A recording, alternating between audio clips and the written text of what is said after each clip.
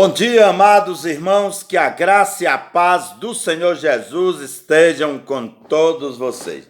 19 de julho, 4 meses que nós não temos um culto presencial, que nós não temos um culto congregacional, que nós não podemos ter comunhão uns com os outros lá no prédio da nossa igreja, mantendo a comunhão apenas à distância, deficitária, através das redes sociais. O que fazer, então?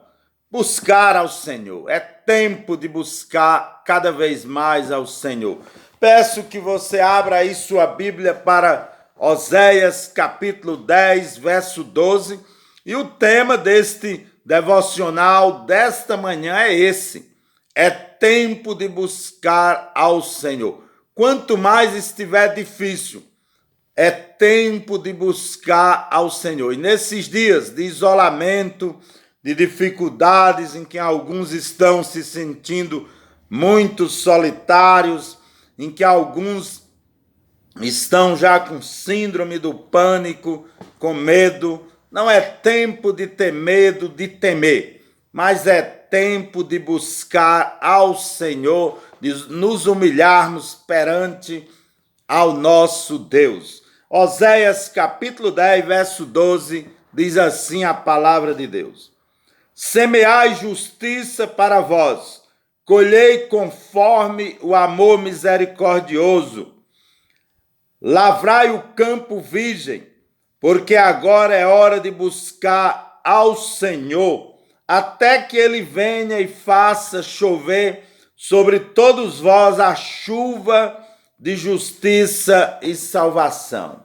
É tempo de buscar ao Senhor até que ele faça chover sobre nós, até que ele traga refrigério sobre nós.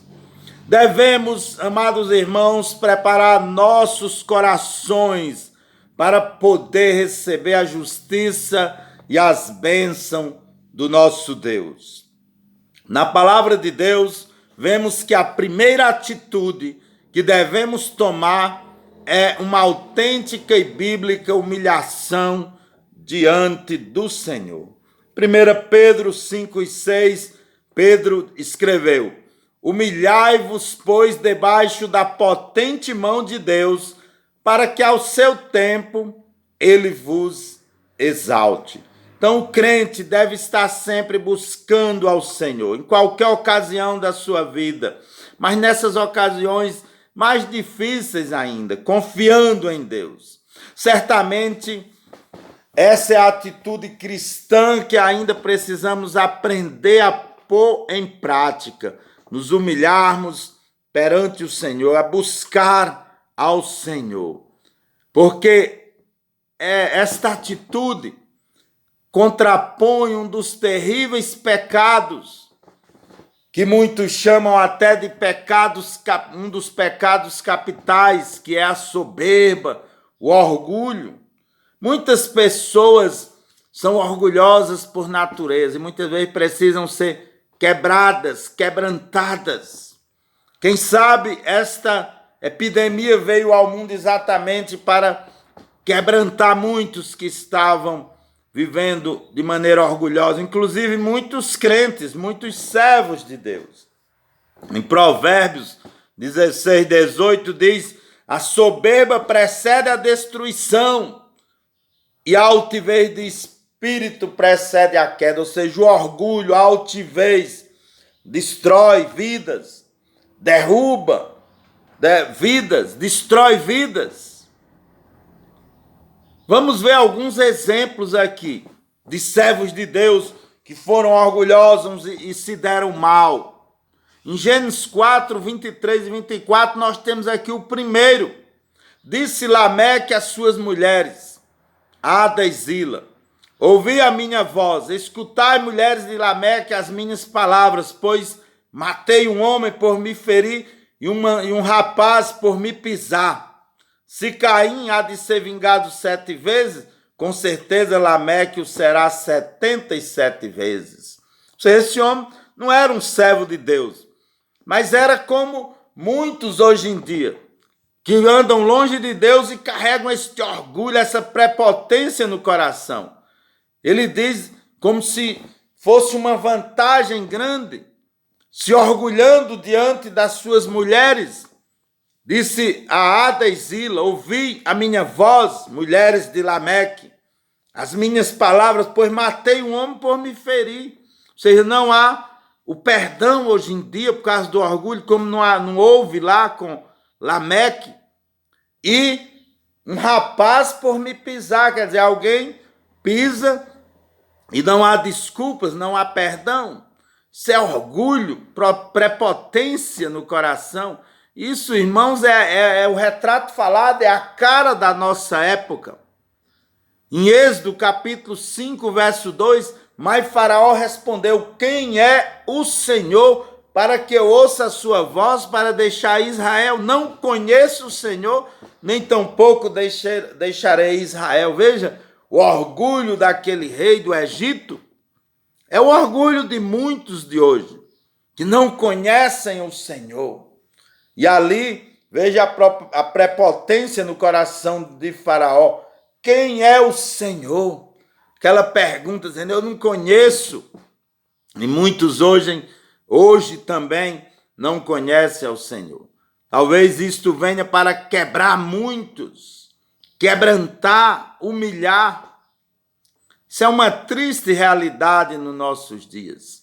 Saul, servo de Deus, começou tão bem quando foi escolhido o rei. Lá em 1 Samuel 9, 21, Saul diz: então respondeu Saul: acaso não sou um benjamita, da menor das tribos de Israel? Benjamim era a menor tribo. Não é a minha família a menor de todas as famílias da tribo de Benjamim? Porque, pois, me falaste desta maneira? Quando Samuel foi ungir Saul rei, ele disse: como eu sou da menor tribo, da menor família desta tribo, eu sou alguém tão insignificante. Ele começou bem, reconhecendo sua posição, mas terminou mal. Se orgulhou quando foi rei, perseguiu Davi, desobedeceu, usurpando funções que não eram suas, guardou despojos quando Deus mandou destruir, e sacrificou quando era função do sacerdote Samuel e não dele. Então terminou mal. E nós, como servos de Deus, precisamos reconhecer nossa posição e buscar o Senhor. Pedro, lá em João capítulo 13, verso 37, disse-lhe Pedro: porque não posso seguir-te agora, por ti darei a minha vida. Jesus dizendo que Pedro ia fracassar, que Pedro ia negá-lo, e Pedro dizendo: não, eu vou com o Senhor, eu posso dar a vida pelo Senhor, não reconhecendo suas fraquezas. Nós, como servos de Deus, devemos reconhecer nossas fraquezas e buscar ao Senhor. Alguns companheiros de Paulo que o abandonaram, lá em 2 Timóteo 4,10, Paulo diz: pois Demas me abandonou, tendo amado o presente século. Ou seja, devemos ter cuidado, nos humilharmos diante de Deus, para não acontecer isto conosco. Amar o presente século significa amar as coisas do mundo, e abandonar o Senhor. Clemente foi para a Galácia.